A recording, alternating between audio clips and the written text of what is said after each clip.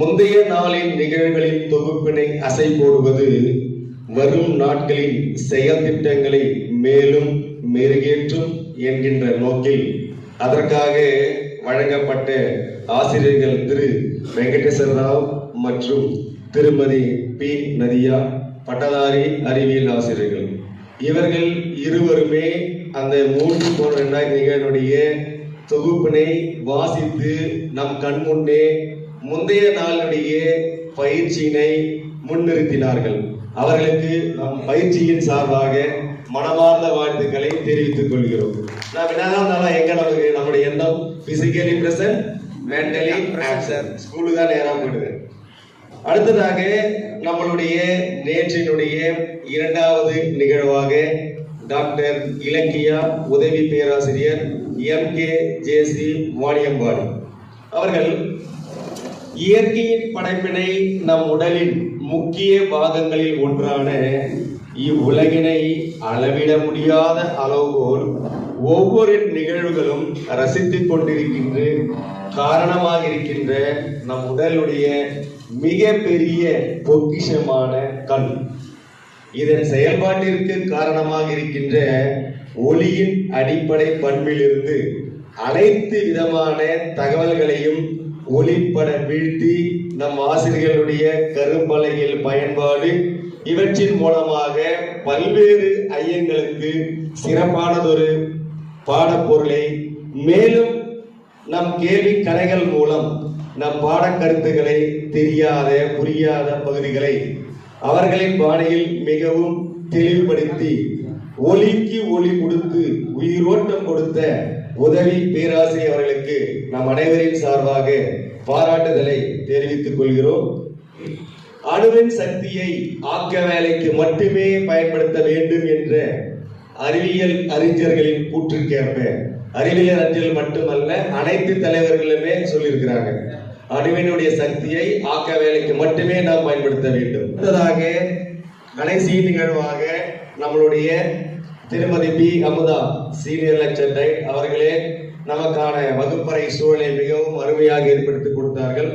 அதனுடைய செயல்பாடுகளாக வகுப்பறை செயல்பாடுகளுக்கு மேலும் மேலும் மெருகேற்றும் வகையில் அனைத்து ஆசிரியர்களையும் 4 குழுக்களாக பிரிக்க வைத்தார்கள். ஒவ்வொரு குழுவிற்கும் 1வதாக செய்முறை இயற்பியல், 2வதாக படித்தாள் வினாத்தாள் பகுப்பாய்வு, 3வது ஸ்டீம் சயின்ஸ் புத்தக மீளாய்வு, 4வதாக வினா வகைகளான லாட்டு மாட்டு அடிப்படையில் குழு கலந்துரையாடல் என்னும் நிகழ்வினை சிறப்பாக நடத்தினார்கள்.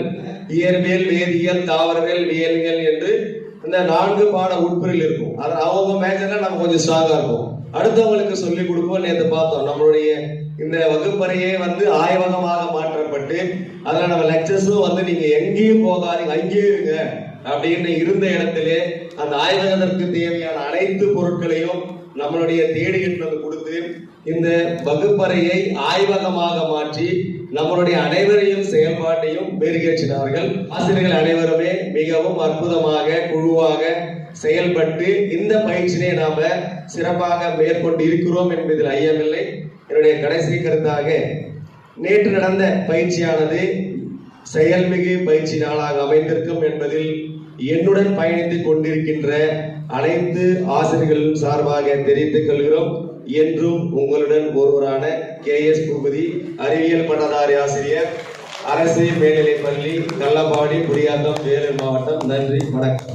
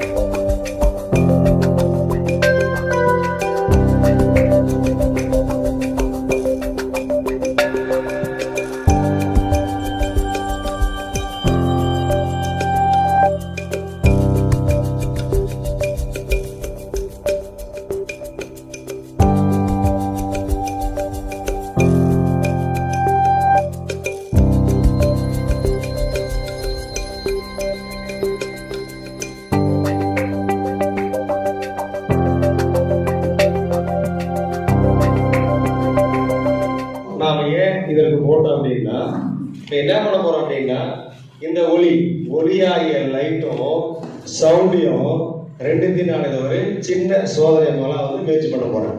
என்ன அப்படின்னா, நீங்க ஏற்கனவே சொல்லிட்டீங்க. என்ன சொல்லிட்டீங்க? சவுண்டை நம்மால பார்க்க முடியாது, லைட்டை நம்மால பார்க்க முடியும். அப்போ பார்க்க முடியாததை நம்ம அறிவியல்ல ஏதாவது ஒரு முயற்சி பண்ணி அந்த இரண்டு விஷயங்களையும் நம்மளால எப்படி பார்க்க முடியுன்றதுக்கு தான் ஒரு சிறிய சோதனை.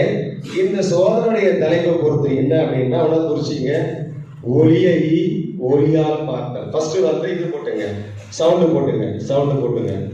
ஒளியை ஒளியாய் பார்த்தல். ஏன்னா நம்மளால ஒளியை பார்க்க முடியாது, இது சவுண்டை. அதை நம்ம என்ன பண்ண போறோம் அப்படின்னா, இந்த லேசர் லைட்னு சொல்லக்கூடாது, ஒரு கதிர் வீச்சு தான் நம்ம ஒரு ஒளி மூலம், ஒரு சோர்ஸ் நம்ம சொல்லலாம். அதை வச்சுக்கிட்டு ஒளியால் நாம பார்க்க போறோம். அப்ப ஒளி பார்க்கும் பொழுது நமக்கு தெரிஞ்சுதான், சவுண்டை பத்தி சொல்றப்போ ஒளியானது பொருட்கள் அதிர்வதால் உருவாகிறதுன்னு சொல்றோம். இப்ப என்ன பண்ண போறோம் அப்படின்னா, ஒளியானது பொருட்கள் அதிர்வதால் உருவாகிறதுன்னு சொல்றோம். இப்ப என்ன பண்ண போறோம் அப்படின்னா, உங்களுக்கு தெரியும், என் கையில மீதி பகுதி அப்புறம் சொல்லியிருக்கேன். என் கையில இருக்கிற ஒரு சமதள ஆடியில் வச்சிருக்கிறேன். சமதள ஆடியோட பண்பு என்ன சார்? ஒளியை எதிரொலிக்கும் பாஷல். இந்த சமதள ஆடியை வச்சிருக்கிறோம். அடுத்து பார்த்தீங்க அப்படின்னா, சார் வந்து அதான் லேசர் லைட் நான் ஆல்ரெடி திரும்ப சொல்றோம். ஏன்னா தவறுதலா போய் லேசர் சொல்லக்கூடாது, ஒரு ஒளிக்கற்றை சொல்லிக்கலாம். இந்த ஒளிக்கற்றை எடுத்துக்கிறோம். எடுத்துட்டு என்ன பண்ண போறோம் அப்படின்னா, இவர் வந்து இந்த சமதள ஆடி மேல வந்து அடிக்க போறாரு. இந்த சமதள ஆடி மேல சார் வந்து அடிக்கிறாரு. அடிங்க சார்.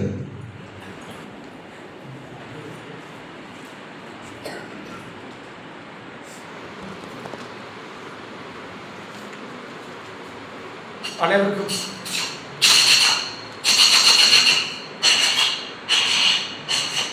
காலை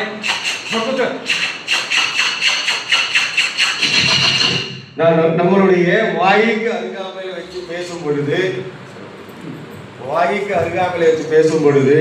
என்ன ஆகும் அப்படின்னா, இந்த வாய்க்கு அருகாமையில வச்சு நான் பேசும்போது பார்த்தீங்கன்னா, நம்முடைய இந்த ஒலி அலைகளானது முழுவதுமாக இந்த புலனுடைய உள்ள வந்து ஒலி நேர்கோட்டில் வருது, பயணம் செய்து நம்மளுடைய லைட் எல்லாரும் பார்த்துருக்குறோம். ஆனால் சவுண்ட் வேவ்ஸை நம்ம உணர்ந்துருக்கிறோம்.